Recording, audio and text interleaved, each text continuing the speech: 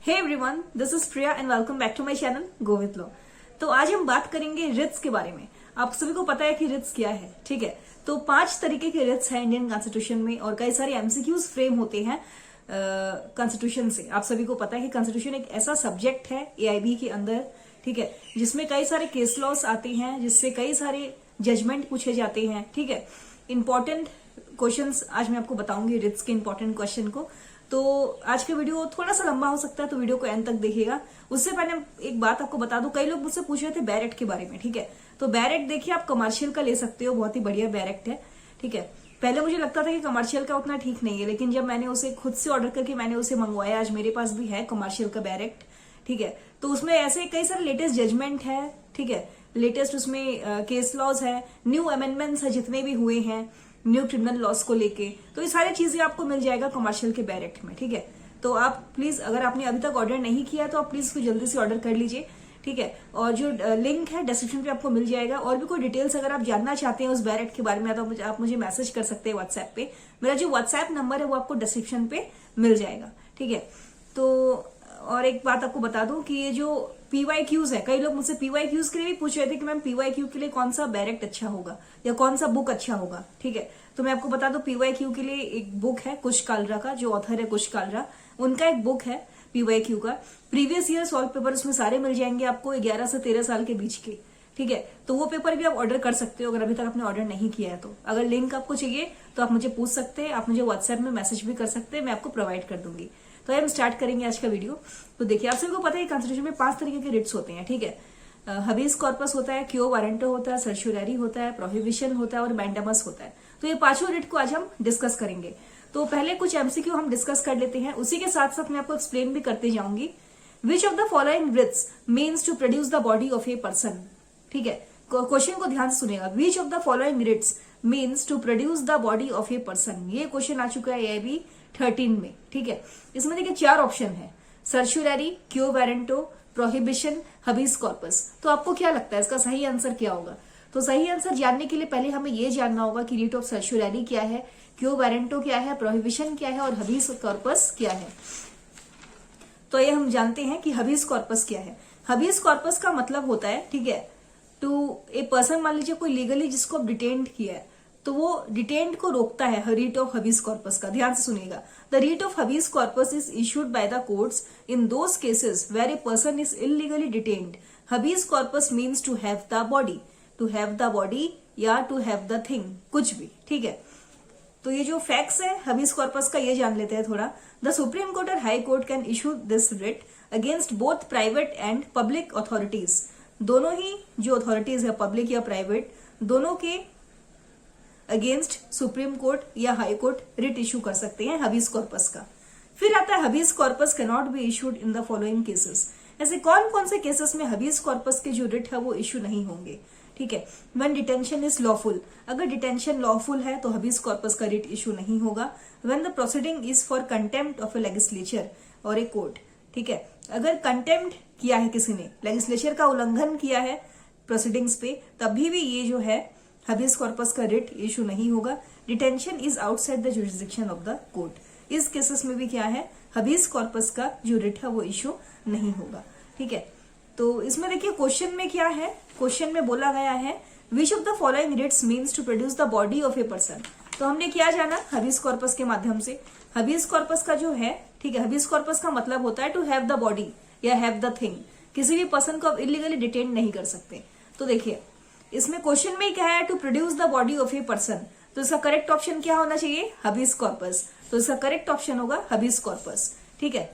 फिर आता है the purpose of writ of quo warranto is. अब क्यो वारंटो का भाई क्या है, तो चलिए जानते हैं हम कि क्यो वारंटो क्या है, ठीक है। तो देखिए सबसे पहले आपको जानना होगा कि क्यो वारंटो क्या है। आपको स्क्रीन पे भी दिख रहा होगा, हाँ देखिएगा, हाँ। The literal meaning of the writ of quo warranto is by what authority, मतलब किस अथॉरिटी से आपने इस ऑफिस को होल्ड किया है या किसी भी जगह को, ठीक है। और वारंट, वारंट भी बोल सकते हैं। सुप्रीम कोर्ट और High Court issue this writ to prevent illegal usurpation, मतलब इलीगली अगर किसी व्यक्ति ने मान लीजिए किसी ऑफिस को होल्ड करके रखा है, वो जिसके अधिकार में नहीं है, ठीक है, बिना किसी अधिकार के कोई व्यक्ति अगर ऑफिस को होल्ड करके रखा है तो उस पे ये रोक लगाता है क्यो वारंटो। ये पूछता है कि आपकी अथॉरिटी क्या है, किस अथॉरिटी से आपने यहाँ पे कब्जा जमाया है, हक जमाया है, ठीक है ना। तो सुप्रीम कोर्ट और High Court issue this writ to prevent illegal usurpation of a public office by a person. Through this writ the court inquires into the legality of a claim of a person to a public office. ठीक है, मान लीजिए कोई व्यक्ति public office को hold करके रखा है तो उसके लीगैलिटी पे क्वेश्चन उठाता है रिट ऑफ क्यो वारंटो कि आपकी जो ऑफिस की जो आप क्लेम कर रहे हो कि ये जगह आपका, ये ऑफिस आपकी है, तो इसके क्या मतलब आप कैसे ये प्रूफ कर सकते हो कि ऑफिस आपका, ऐसे क्या लीगैलिटी है। ठीक है, हाँ, the act of taking control of something without having the right to specially of a position of power.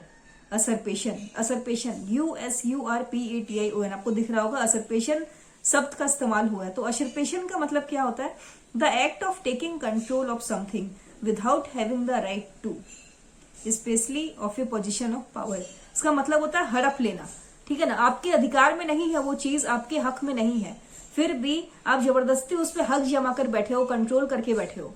तो क्यो वारंटो का मतलब यही होता है, ठीक है, जो मैंने आपको बताया कि आपकी अथॉरिटी क्या है, किस हक से आप यहाँ पे बैठे हो।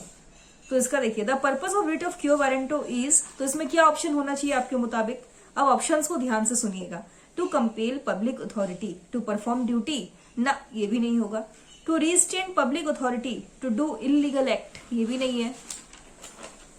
फिर आता है to oust illegal occupant of a public post, फिर आता है ऑल ऑफ द एबव। तो इसका करेक्ट ऑप्शन होगा option C, to oust illegal occupant of a public post. Illegal occupant का पता करना, ये काम कौन करेगा, ये काम करेगा रिट ऑफ क्यो वारंटो। ठीक है, किस अधिकार से अगर आप इलीगली किसी ऑफिस पे हक जमा कर बैठे हो तो उसको रोकेगा क्यो वारंटो। फिर आता है which of the following writ is issued to enforce the performance of public duty by the authority. ठीक है, यहाँ पर देखिए किस बारे में बात की जा रही है, यहाँ पे बात हो रही है पब्लिक ड्यूटी के बारे में। मतलब तुम परफॉर्म करो, जो भी तुम्हारा ड्यूटी है, पब्लिक ड्यूटी है, उसको परफॉर्म करने के लिए यहाँ पे कहा जा रहा है। तो ये भाई कौन सा रिट होगा, इसमें 4 ऑप्शन है, मैंडमस, क्यो वारंटो, सर्चुररी, प्रोहिबिशन। तो आइए हम समझते हैं पहले कि ऑप्शन ए मैंडमस क्या कहता है इस बारे में। तो सबसे पहले हमें जानना होगा कि रिट ऑफ मैंडमस क्या है। देखिए, the literal meaning of this writ is we command. This writ is used by the court to order the public official who has failed to perform his duty or refused to do his duty to resume his work. Besides public officials, mandamus can be issued against any public body. किसी भी public body के against mandamus का writ issue किया जा सकता है, चाहे वो कॉर्पोरेशन हो, इंफीरियर कोर्ट हो, ट्राइब्यूनल हो या गवर्नमेंट हो। ठीक है, तो मैंडमस का मतलब क्या होता है, रिट ऑफ मैंडमस का मतलब यही होता है कमांड करना। मान लीजिए कोई पब्लिक ऑफिशियल है जो अपनी ड्यूटी को पूरा नहीं कर रहा है, तो जो रिट ऑफ मैंडमस है वो उसे कमांड करेगा, हे परफॉर्म योर ड्यूटी, आप क्या कर रहे हो, हे परफॉर्म योर ड्यूटी, इस तरीके से। ठीक है, तो मैंडमस का मतलब होता है वी कमांड, कोर्ट के द्वारा यूज्ड होता है। ठीक है, पब्लिक ऑफिशियल को ये ऑर्डर करता है, जिन्होंने अपनी ड्यूटी को अच्छे से परफॉर्म नहीं किया है उसको ये ऑर्डर करेगा कि अपने ड्यूटी को अच्छे से परफॉर्म करो, जो अपना काम है उसको अच्छे से करो। ठीक है, तो इसमें देखिए हमें ऑप्शंस मिल गया, करेक्ट आंसर पहले वाले में ही हमें मिल गया। देखिए क्वेश्चन में क्या था, which of the following writ is issued to enforce the performance of public duty. तो पब्लिक ड्यूटी भाई परफॉर्म करने की यहाँ पे बात हो रही है, परफॉर्मेंस के बारे में बात हो रही है, पब्लिक ड्यूटी के बारे में। तो इसका करेक्ट ऑप्शन आपको क्या लगता है क्या होना चाहिए, इसका करेक्ट ऑप्शन होगा रिट ऑफ मैंडमस, क्योंकि क्यो वारंटो पब्लिक ड्यूटी के बारे में बात करता नहीं है, सर्चुररी करता नहीं है, प्रोहिबिशन करता नहीं है, मैंडमस करता है। तो मैंडमस के रिट को हमने समझा ना, to perform the duty. Public officials ऐसे हैं जो अपनी ड्यूटी को परफॉर्म नहीं करते कई लोग। ठीक है, तो रिट ऑफ मैंडमस इशू किया जाता है ताकि वो लोग अपनी ड्यूटी को अच्छे से परफॉर्म करें। तो हमें क्वेश्चन में इसका आंसर मिल गया। देखिए क्वेश्चन में क्या था, enforce the performance of public duties. ठीक है, तो इसका करेक्ट ऑप्शन होगा option A, that is writ of mandamus. फिर आता है when a writ is issued to a public authority in respect of any type of administrative, legislative, quasi judicial or judicial function, it is called a writ of। देखिए 4 options है, mandamus, क्यो warranto, सर्चुररी, prohibition. ठीक है, तो इसका correct option क्या होगा, correct option होगा इसमें मैंडमस। कैसे, सुनिए ध्यान से। देखिए इसमें बोल रहा है जब कोई रिट इशू किया जाता है पब्लिक अथॉरिटी को ठीक है, in respect of administrative, legislative, quasi judicial या जुडिशियल फंक्शंस, उस रिट को हम कहते हैं रिट ऑफ मैंडेमस। क्योंकि जो रिट ऑफ मैंडेमस है उसको देखिए अभी आप कि अब हम लोग किन किन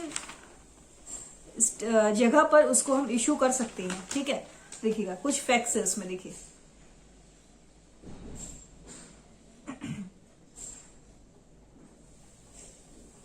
unlike habeas corpus, mandamus can not be issued against a private individual. ये तो हमने देख लिया। ठीक है, मैंडेमस का जो रिट है हम उसे पब्लिक ऑफिशियल्स के अलावा हम उसे एडमिनिस्ट्रेटिव में भी यूज कर सकते हैं उस रिट को। ठीक है, legislative, quasi judicial, judicial function, ये सारे फंक्शंस जहां जहां बात आती है judicial, quasi judicial, legislative, administrative की, वहां पर रिट ऑफ मैंडेमस इशू हो सकता है। ठीक है, तो क्वेश्चन में यही है, तो इसका करेक्ट ऑप्शन होगा रिट ऑफ मैंडेमस।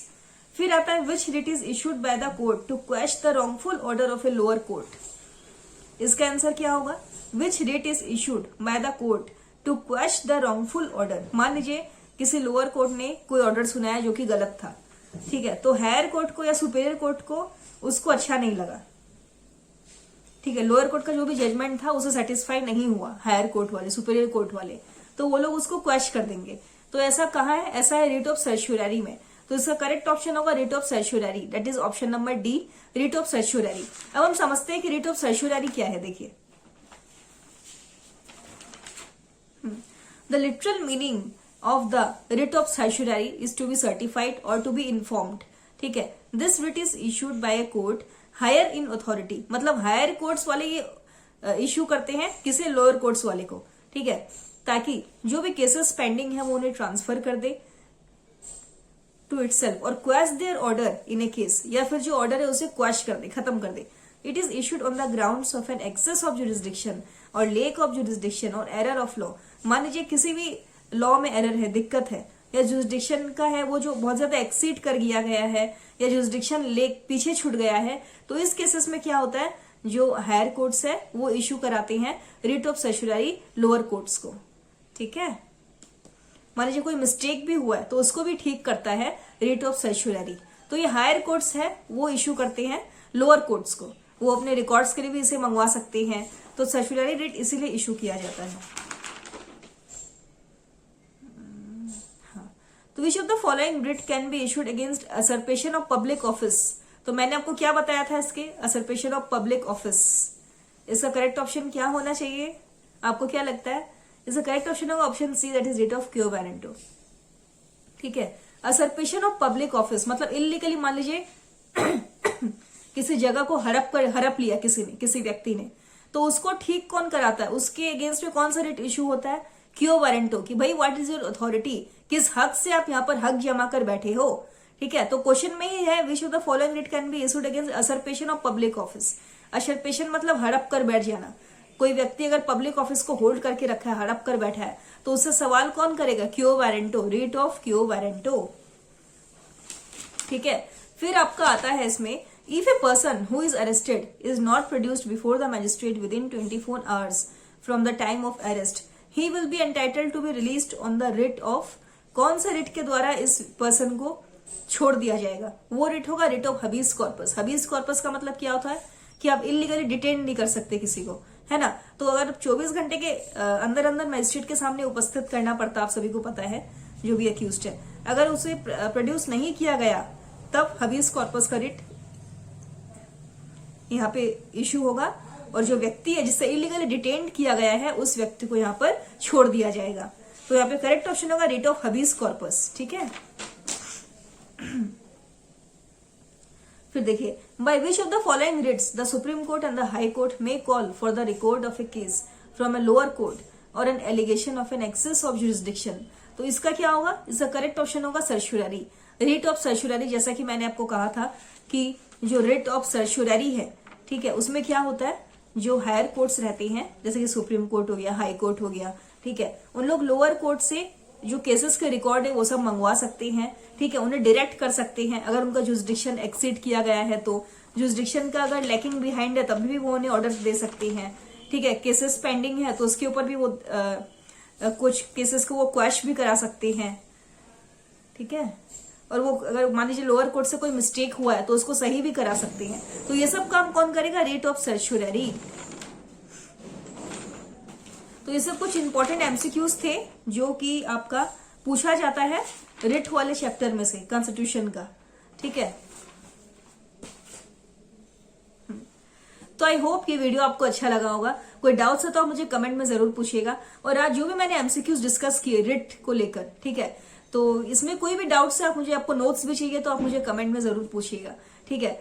और टेलीग्राम पे अभी तक आपने मुझे फॉलो नहीं किया है तो AB19 डिस्कशन ग्रुप इस ग्रुप का नाम है, तो आप प्लीज उसको ज्वाइन कर लीजिएगा। और कमर्शियल का डायरेक्ट अभी तक आपने नहीं खरीदा है तो जल्द से जल्द खरीद लीजिए क्योंकि समय हमारे पास बहुत ही ज्यादा कम है।